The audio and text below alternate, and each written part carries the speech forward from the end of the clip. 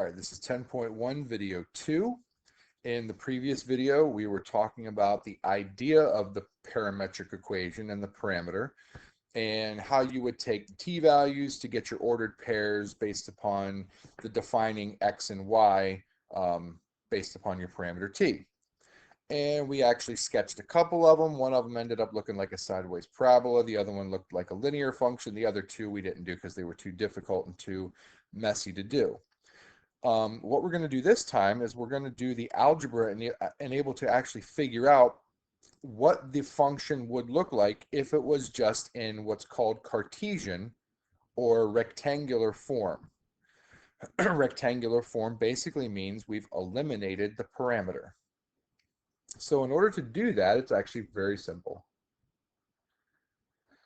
We want to write the parametric equation in rectangular form for example 4. So we've got some kind of parametric equations where x is defined to be t squared minus 1, which is obviously quadratic, and y is 1 minus t squared, another quadratic. What does that thing look like in rectangular form? Well, the easiest way to do it is to select either the x or the y, doesn't matter which one, and solve it for t.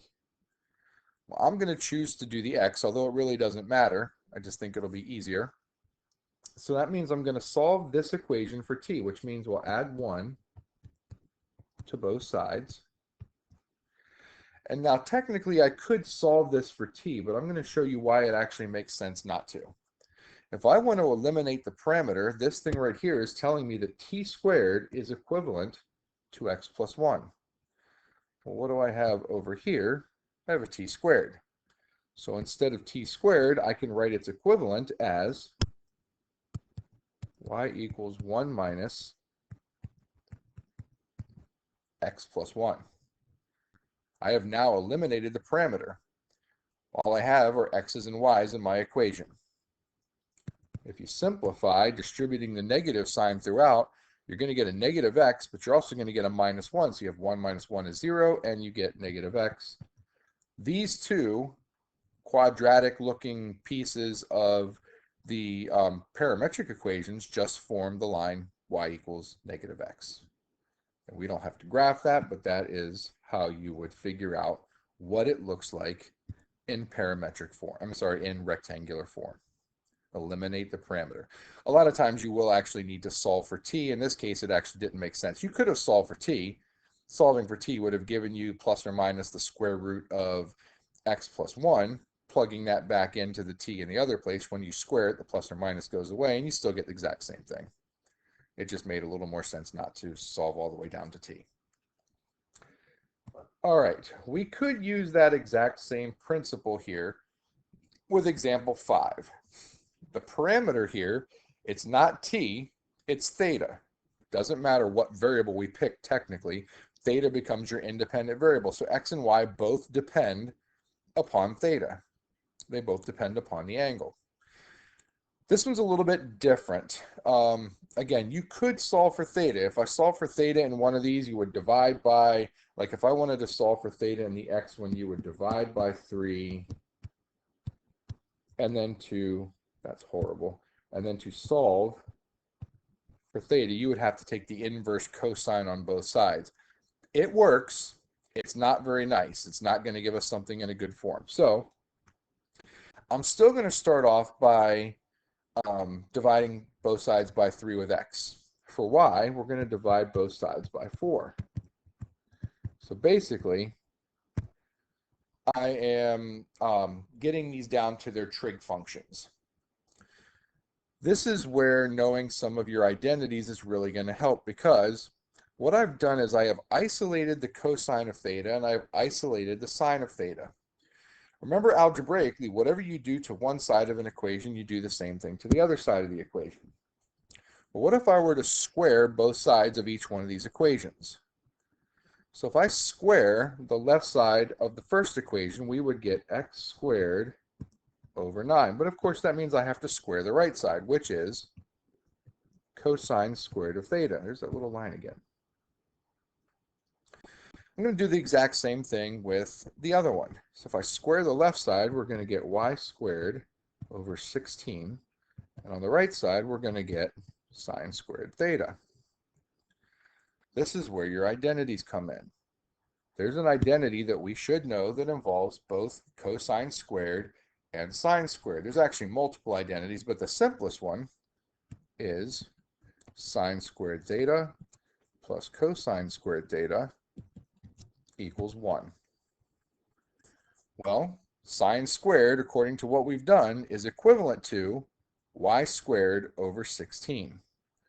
So I'm going to get y squared over 16. That is sine squared. Cosine squared, according to what we've done here, is x squared over 9. So I'm going to add x squared over 9. And that's equal to 1. We have now eliminated the parameter. All I have left is x's and y's. And that's actually in a really nice form. If you're not sure what that is or you don't recognize it, hopefully you do. That is the equation in standard form of an ellipse, where your major axis is the y-axis and your minor axis is the x-axis. Again, if you don't quite recognize that, hopefully that'll start coming back because we will start dealing with these forms a little bit more. But that's how you would do it. So if you have trig functions and you can figure out a way to use identities, much cleaner, much better than trying to solve for theta using inverse trig and all that kind of stuff. The other way is not wrong. It just doesn't look very good, and it's much harder to use. This is a much easier one to use. All right, number 6. Write the parametric equation in rectangular form. Typically at this point, I would probably have you guys try this yourself. So if you want to pause the video and give it a shot, see what you come up with, by all means, go ahead and do so. And if you have paused it and you're back, let's walk through it. If you didn't pause it, then that was probably about 2 seconds of wait time, and we're going to go through it anyway. So, does it make more sense to solve? Okay, sorry about that. I'm sure you probably could hear that. Disadvantages of doing this from home. My phone started to ring, so paused it for a second there. Anyway, I think it probably makes the most sense in this equation to solve for t with the y, because if you solve for t with the x, you're going to get a positive or negative square root. Probably not the easiest one to do. So let's go ahead and solve for t in the y equation. So you're going to get y minus 1 equals 2t, and then you'll divide the whole thing by 2.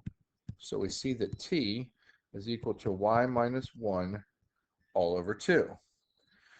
So we can just take y minus 1 over 2 and plug that in for the t in the x equation, and we get x equals y minus 1 over 2 all squared. And technically, again, that is eliminating the parameter. Could you try and solve for y? Yeah, but it's going to be a little bit more challenging in this case because you're going to end up with a quadratic on the top with y squared and a negative 2y and all that kind of stuff. So it's probably best just to leave it like this. There's nothing that says that you have to solve it for y. So that would probably be the easiest. All right, 2 examples left.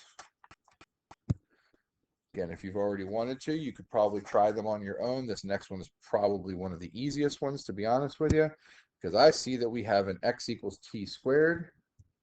And over here, I've got a t to the 4th. So if I want to get a t to the 4th, I'm just going to square both sides of the first one. So x squared is equivalent to t to the 4th, which means now I can substitute into the second one for t to the 4th, x squared. So 4x squared plus 1. So you get a nice little quadratic out of that. And y itself was not quadratic. It was raised to the 4th power. So interesting that that's the way it works, and you end up with a quadratic.